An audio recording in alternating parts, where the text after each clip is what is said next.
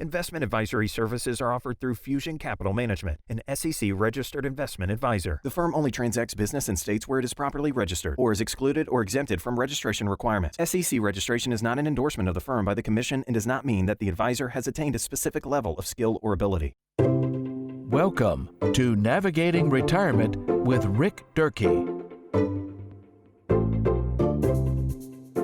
Hi, it's Rick Durkee, founder of the Coastal Financial Planning Group and the host of Navigating Retirement. We're here today to talk about election 2020 and a financial update.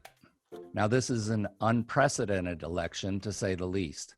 And a lot of you, and I myself, probably have a lot of angst right now, wondering who's going to win and what's going to happen after the election.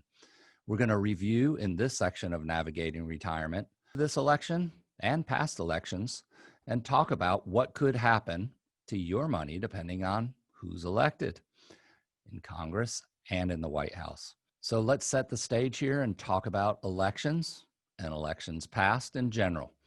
Election day is November 3rd. Most of us know this. This year, roughly 1/3 of voters are anticipated to vote and cast their ballot through mail-in ballots. December 8th is the safe harbor deadline. Any state-level disputes must be resolved by this date. December 14th, the Electoral College votes. January 6th of this upcoming year, a joint session of Congress is held. Electoral votes are formally counted, and then the Senate announces the results. January 20th, 2021 is Inauguration Day. The elected president and vice president are sworn in.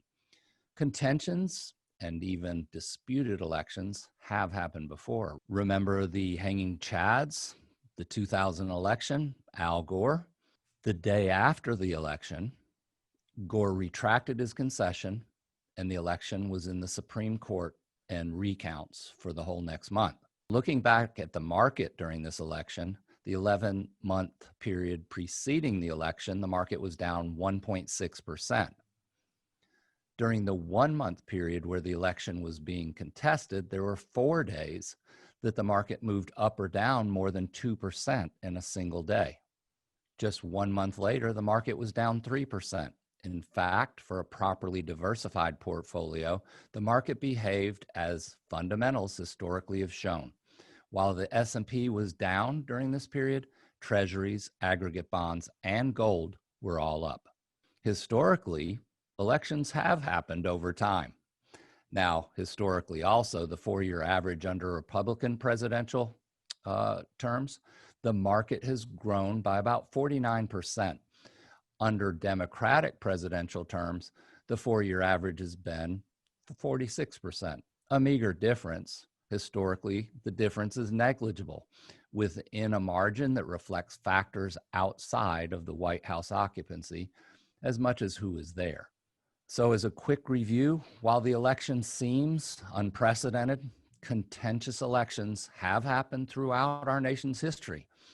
While the market doesn't like uncertainty, shortly after Election Day, things smooth out. We should know what things look like in the White House and move into 2021. Politics and the economy are certainly intertwined.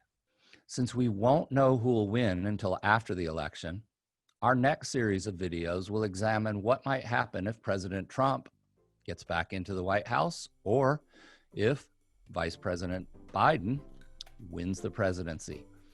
We'll talk about infrastructure, healthcare, jobs and wages, student debt, taxes, trade, and also climate change. So stay tuned, watch our next videos if you're concerned about how the elections may affect your money. Catch more of Rick Durkee and Navigating Retirement by visiting cfpgroup.biz.